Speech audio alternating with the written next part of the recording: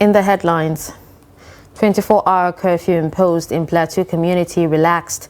GOC meets warring parties. Price of sweet potato, considered alternative food, goes up in Kano. Senate President constitutes standing committee's selection panel. And on the international scene, Russian officials fire warnings at West as NATO meets on Ukraine. Hello and welcome to Trust News Update. I'm Darshan Hussaina Usman.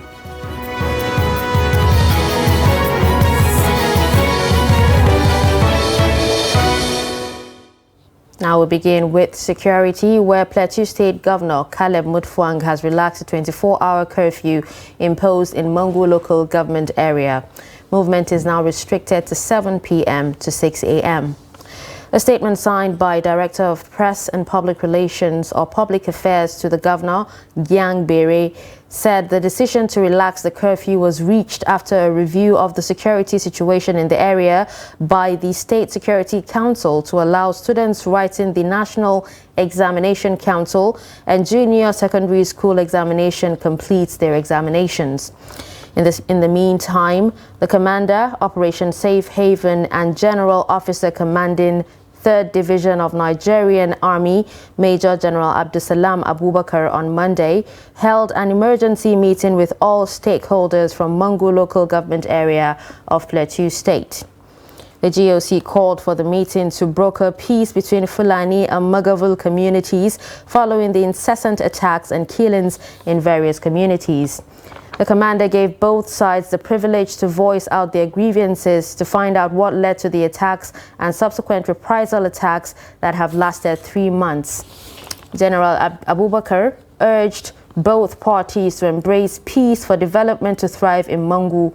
He also pleaded with them to sheath their swords as a welcome gift to him to the Plateau. Now, earlier we spoke to Daily Trust reporter in Jos, Ado Musa. He gives us an update on the situation. Meanwhile, the commander of Operation Safe Haven, Major General Abdusalami Abubakar, has held an emergency meeting with all stakeholders from Mungu local government area, where the Magavul community, Fulani communities, traditional rulers, and religious leaders were all present.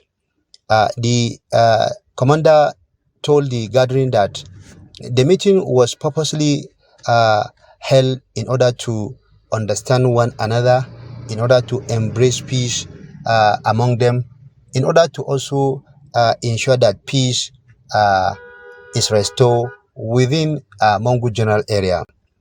During the meeting, the commander also asked all parties, particularly the warring parties, to voice out their grievances so as to find the lasting solution to the problem, which during the presentation by the warring parties, all of them now voice out their grievances and hope that the security agencies will do the needful to ensure peace within Mungu general area. The commander, however, also promised to extend this particular or this kind of peace meeting to the remote areas, particularly areas that were affected by the crisis, which he feels that it is when this meeting are extended to these areas that people will be able to sensitize on the need to live with one another. Thank you, Ado Musa, for that update. Now moving on, armed bandits on Monday killed 4 policemen serving under Bungudu local government area of Zamfara State. The policemen were on routine patrol along Bungudu Gusau Road when the armed bandits ambushed and opened fire on them. The spokesperson for the Zamfara State Police Command, ASP Yazid Abubakar, confirmed the latest attack. The resident of Bungudu town, Ibrahim Bungudu, also confirmed that 4 of the policemen were killed during the attack. The resident said the bandits also shot 1 person at Tegero village under the Furfuri district of Bungudu local government area. He said the bandits attacked the policemen around midnight, killing 4 of them, manning a checkpoint. Niger State Governor Muhammad Umaru Bago has launched Operation Flush as a first step towards addressing security challenges bedeviling the state. He also donated 20 operational vehicles to security operatives to help curb crimes in Minna, the state capital, and its environs. Launching the operation in Government House, Minna, Bago expressed concern over the security challenges faced in the state capital, saying that the vehicles would facilitate adequate patrol of the city.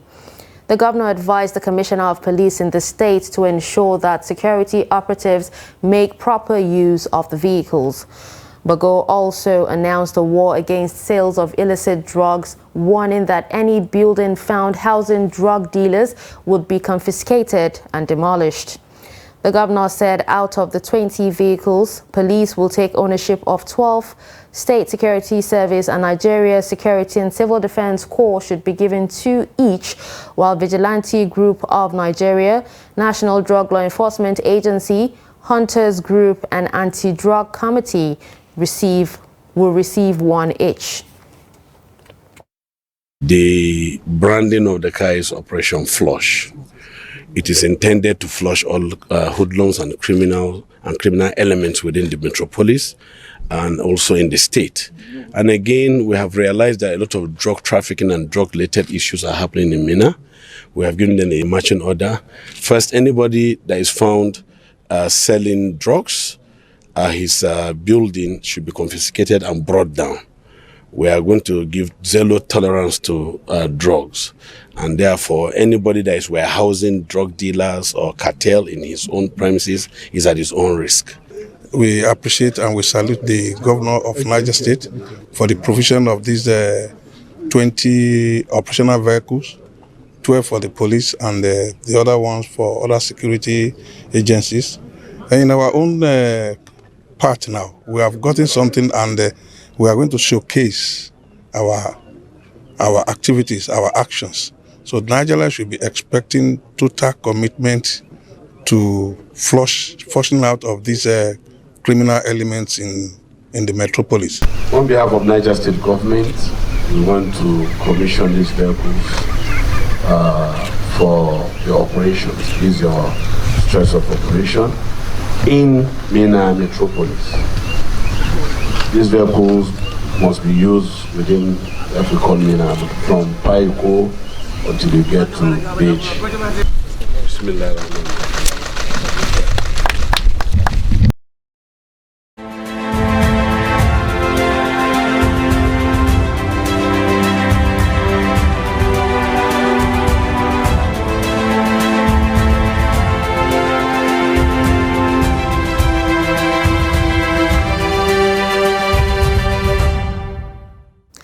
Sweet potato, locally produced in abundance and considered as alternative food amid rising cost of living, is relatively scarce in Kano.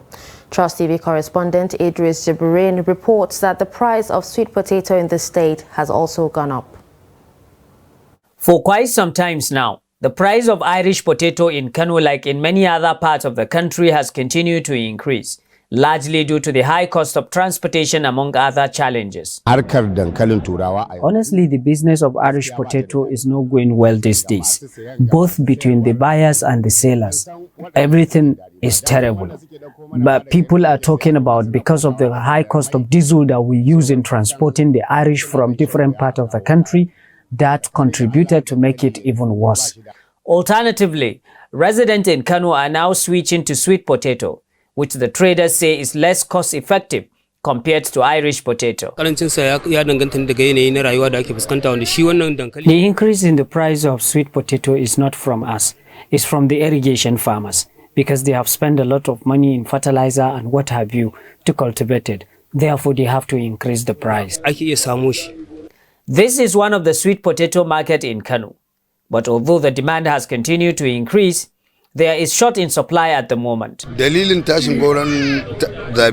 the price of sweet potato is increasing on daily basis? Because it is not its season. Anyone you see here is from the irrigation farms. So the season has not yet come. That is why, because what we are having is not in large quantity like during its season. So definitely the price will have to increase. Residents say the price of the sweet potato is also increasing owing to the scarcity of the product in the market. Food for the poor, but now both the rich and the poor is eating it. Irish potato is becoming unaffordable for the middle income earners, which is why people are now going for sweet potato across Kano State. Idris Jubrin, Trust TV News, Kano. The Small and Medium Enterprises Development Agency of Nigeria says Nigerian businesses struggle to compete and usually fail after 5 years. According to Smidden, the business sector now faces a harsher environment fueled by fuel subsidy removal, forex fluctuations, insecurity, and a consistent rise in the inflation rate. All these, accompanied by other debilitating factors, have directly triggered a hike in the price of goods and services, which does not only affect the consumer, but also the entrepreneur. Chamunda Bang reports. Nigerian businesses are struggling to stay afloat amidst a myriad of challenges that are pushing many entrepreneurs to spend more on buying products. Despite spending more, there has been a significant decline in profit due to the removal of fuel subsidy, which has led to an astronomical increase in prices of commodities. This to many is now a major stumbling block to the growth of Nigerian businesses. Small business owner Moses Obi gives an insight into his personal struggles. Prices have gone up, and then the purchasing power of your customer has gone down. So somebody that back in the days used to be able to come out and maybe order 2 fish and 3 chicken, now if they even order 1 chicken, you'll be grateful. With every new thing that happens, I am being pushed further and further down the ladder, and I'm being forced to spend even more money while I am consistently making less money. And then to make it worse, the less money that I'm even making is losing value consistently. Though businesses have adjusted their prices to fit today's economic realities, the fact remains that the salary of the average Nigerian remains the same while the cost of living is on a constant hike. This means that even with a price adjustment, the diminishing purchasing power of their consumer base does little to keep the businesses running. As we are right now, we've had to close down our branch and have moved to delivering from home and cooking from home. Because the price of rent, trying to eke out rent while trying to maintain prices that are customer friendly and being able to meet up with my expenses, rent is a burden I can't necessarily handle. According to a survey by Smidden, Nigeria has approximately 39.6 million SMEs, of which about 38 million are nano and micro enterprises. The agency says 75% of these businesses depend on fuel as an alternative means of power, with their generators running for 8 to 9 hours per day on average. Chief Strategy Officer to the DG of Smidden, Onesi Lawani, explains the impact on the mortality rate of SMEs in Nigeria, which he noted was already high. Globally, the mortality rate of MSMEs, especially here in Nigeria, those that survive, when you start an enterprise, the ones that survive maybe up to the 50 or beyond their 50 is less than 30-40%. So that means you have over 60 out of every 100 enterprises closing or shutting down. We still have high rate of unemployment. So the last time I went through some document, unemployment rate amongst the youth, this is 41%. Now, if you now have more of these 39 million MSMEs shutting down, you cannot imagine what's going to happen to our unemployment market. Smidden says it is currently holding discussions with other stakeholders to develop intervention plans for SMEs that will prevent a figure drop in the 39 million SMEs present in the country, as it emphasizes the need for SMEs to thrive since they contribute 48% of Nigeria's GDP and is responsible for over 85% of employment in the country. Chamun Dabeng, Trust TV News, Abuja.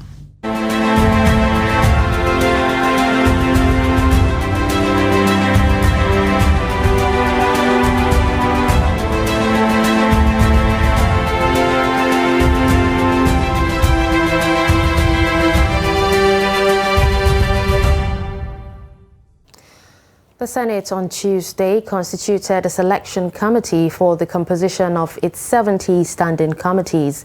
Senate President Godswill Akpabio announced the selection committee during Tuesday's plenary.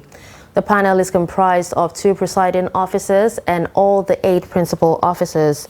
It will be chaired by Akpabio, while Deputy Senate President Jibrin Barrow will serve as deputy.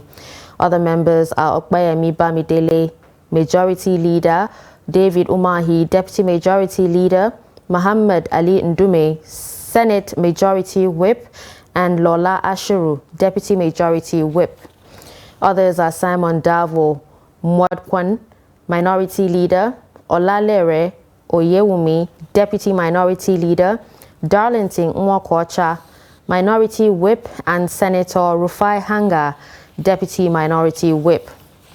Meanwhile, the Senate President also named the chairman and deputy chairman of some standing committees. The committees are on appropriations, Olamilekan Adeola as chairman and Ali Ndume deputy. On rules and business, Titus Zam as chairman and Okpeyemi Bamidele as deputy. Senate Services, Sunday Karimi as chairman and Williams Eteng Jonah as deputy. On ethics and public petitions, Okechukwu Ezea as chairman and Khalid Ibrahim Mustafa as deputy. On public accounts, Aliyu Wadada Ahmed as chairman, Onyeka Peter as deputy. On national security and intelligence, we have Shehu Buba Umar as chairman and Osukwa Okpeyong as deputy. On legislative compliance, Garba Musa Maidoki as chairman and Ede Dafinone as deputy. On media, Adeyemi Adaramodu as chairman and Salisu Shaibu Afolabi as deputy. Akpabio said the Appropriations Committee was quickly set up in anticipation of any supplementary budgets. President Bola Tinubu has asked the Nigerian Senate to confirm the appointment of the new service chiefs. The request was contained in a statement read by the Senate President Godswill Akpabio during Tuesday's plenary. The service chiefs to be confirmed are Major General Christopher Musa as Chief of Defense Staff and Major General Taurid Lagbaja, who is the new Chief of Army Staff.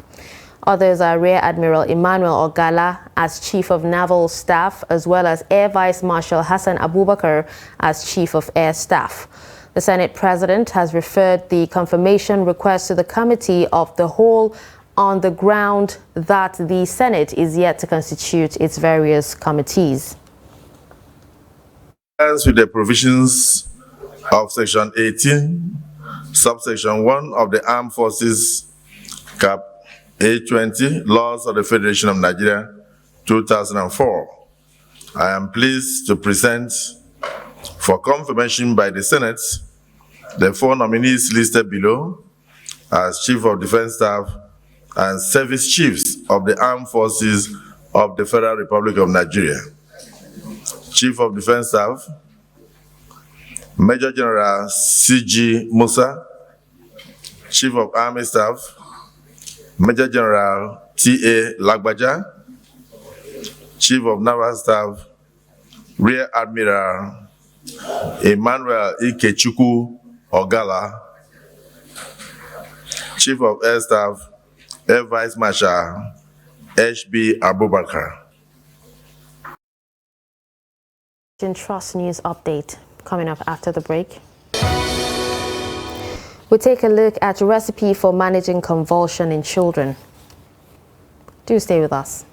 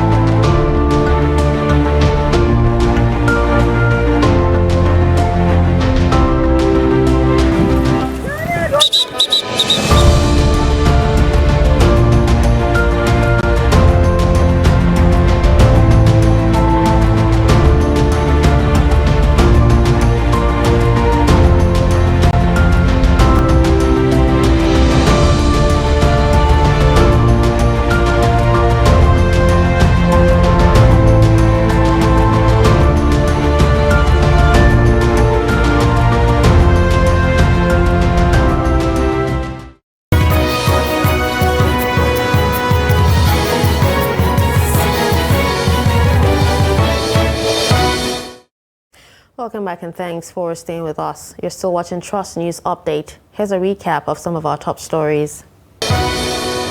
You heard that 24-hour curfew imposed in Plateau community relaxed as GOC meets warring parties. You also heard that price of sweet potato considered alternative food goes up in Kano. Moving to other stories, the Ministry of Niger Delta Affairs says it is working to address environmental and social challenges facing the oil-rich region through various interventions. The Permanent Secretary, Shaib Belgore, said the ministry is working to close the existing publicity gap by partnering with the Media Trust Group to showcase some of its achievements since inception. Trust TV's Shafi'u Suleiman reports. The Niger Delta region is central to Nigeria's oil and gas production spanning several decades. But the oil-rich region is still grappling with environmental and social challenges. It is against this backdrop that the Ministry of Niger Delta was created in 2008 to provide various interventions in the 9 oil-producing states. Since then, the ministry has been executing programs for socio-economic upliftment of the people in the oil-rich region. We know Niger Delta is a very critical ministry in terms of the socio-political development, particularly of Niger Delta people. It's a place that has had so many ups and downs. So we know the responsibilities will be quite challenging. We pray to Almighty Allah to guide you in discharging your responsibilities together with your colleagues. Successes on the ministry's mandate recorded were hardly acknowledged, and the gap created remains a challenge. The Permanent Secretary expressed the ministry's desire to strengthen existing relationship with the Media Trust Group, which he said is imperative with a view to closing the publicity gap and secure a robust and effective coverage. We'll work towards having focused programs, focused reporting on the Ministry of Niger Delta. You know, in this ministry, we have just one parastatal, and that's the Niger Delta Development Corporation. So part of what you will cover for us will also involve what they are doing.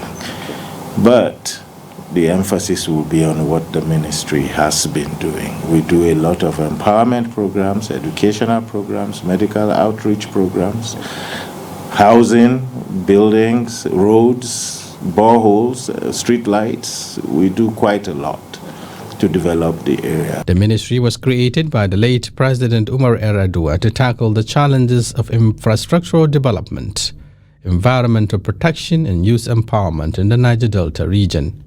Shafi'u Suleiman, Trust TV News, Abuja. The Vice-Chancellor of Ahmadu Bello University, Zaria Kabiru Bala, has advocated the engagement of more academics in the nation's electioneering processes to strengthen sustainable polls in Nigeria. He stated this on Tuesday in Zaria at the 3rd International Conference organized by the Department of Political Science and International Studies, ABU, in collaboration with Mumbai House Aminu Kano Center for Democratic Studies, Bayero University, Kano, held in ABU. The Vice-Chancellor stressed that democracy was all about good elections, which may lead to good governance.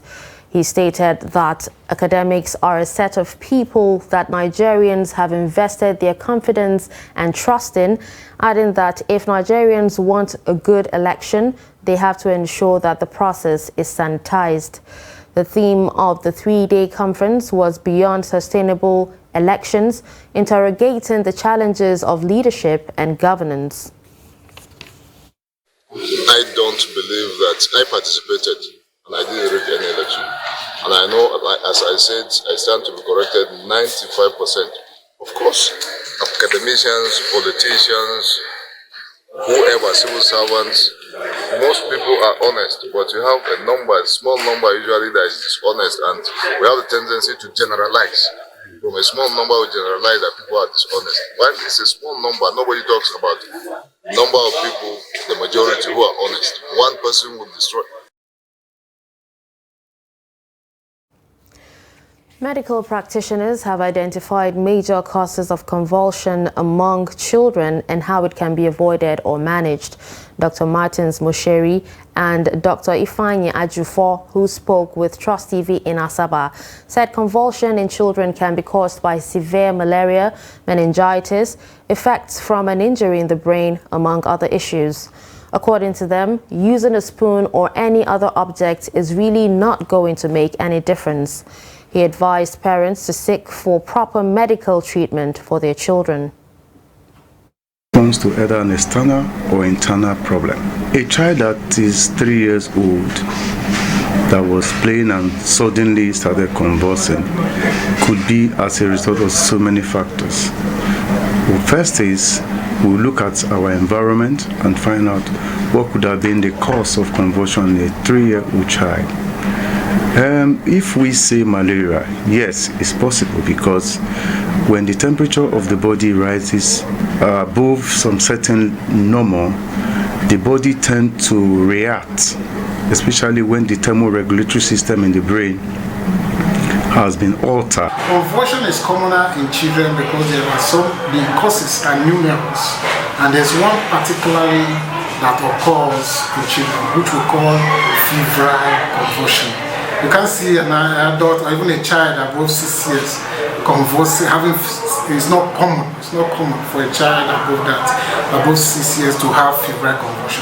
What is the commonest convulsion among children is febrile convulsion. You see them jerking, most times it's generalized, tonic-clonic, or you can see it. And the cause, as the name suggests, febrile means the body is hot. As the body gets hot, it triggers firing, because just the brain firing, abnormal increased firing, discharge of the brain, sending signals to the muscles, so at the end of it you see the muscles jerking. On the international scene, as NATO leaders gather in Lithuania for a meeting that is being dominated by the Ukraine war and Kyiv's desire to join the military alliance, Russia has issued a series of threats.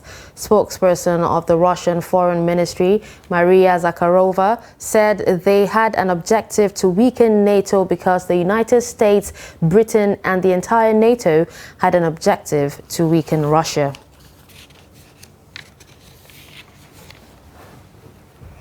And with that, we've come to the end of Trust News Update. Don't forget to follow us across all our social media platforms. I'm Darshan Husseina Usman. Thanks for watching.